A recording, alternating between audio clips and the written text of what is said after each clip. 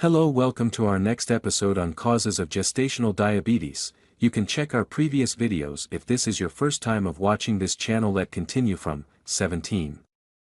Intrauterine growth restriction, IUGR, poor fetal growth.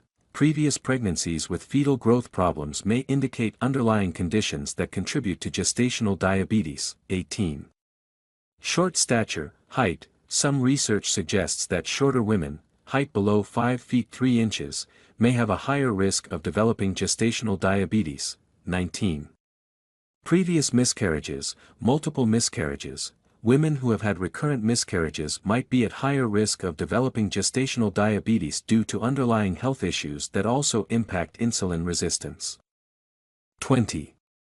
Poor sleep patterns, lack of sleep, disrupted sleep patterns or sleep apnea during pregnancy can negatively affect blood sugar regulation, increasing the risk of gestational diabetes. While gestational diabetes usually goes away after childbirth, it increases the risk of developing type 2 diabetes later in life for both the mother and the child. Managing blood sugar levels during pregnancy through diet, exercise, and sometimes medication is crucial to reduce the risk of complications.